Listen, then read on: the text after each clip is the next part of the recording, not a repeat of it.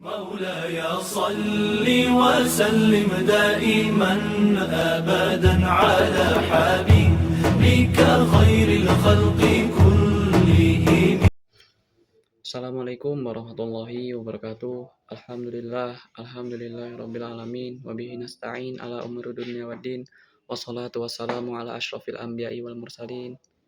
Wassalatu wassalamu ala asyrafil anbiya'i wal mursalin wa ala alihi wa sahbihi ajma'in. Di SMP. Amma ba'du.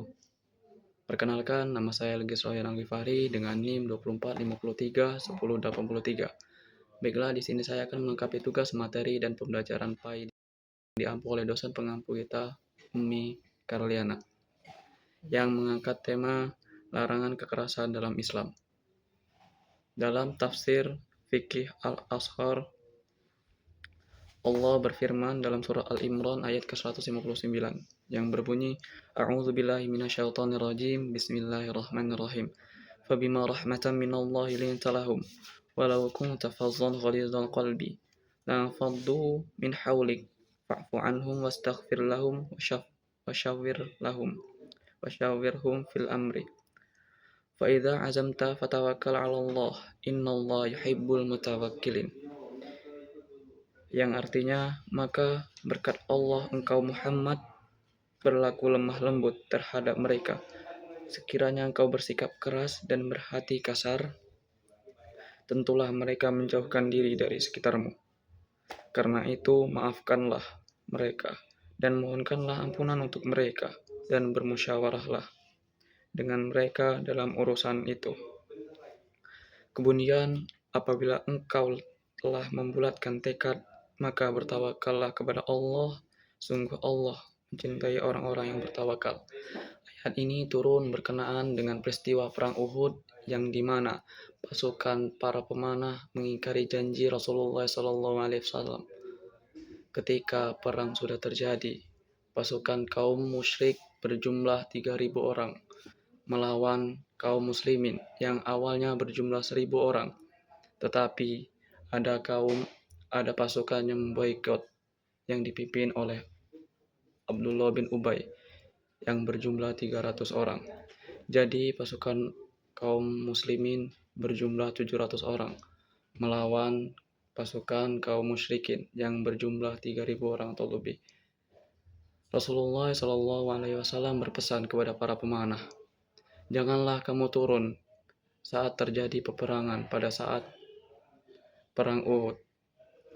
Dan para pasukan pemanah pun berjanji kepada Rasulullah SAW. Tapi para pasukan pun ingkar janji ketika perang hampir dimenangkan oleh kaum muslimin. Ketika harta ghanimah berjatuhan, para pasukan pemanah tertarik untuk mengambil harta lalu turun.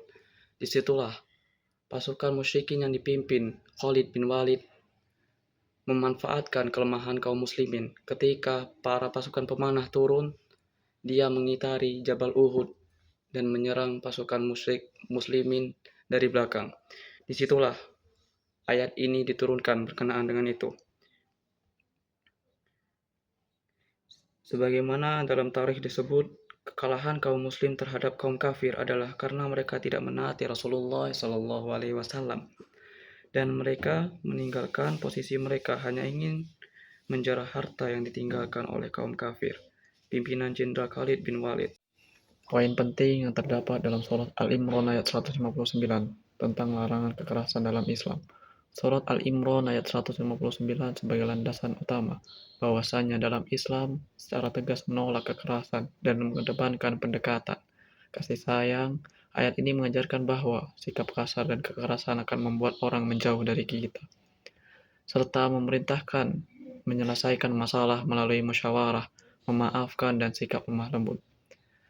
Yang poin selanjutnya yaitu larangan berperilaku kasar. Allah melarang Nabi Muhammad SAW bersikap keras dan berhati kasar. Jika hal itu dilakukan, umat Islam akan menjauh. Yang selanjutnya, perintah untuk lemah lembut. Sikap penyayang adalah anugerah. Umat Islam dianjurkan untuk saling memaafkan dan memohon ampunan.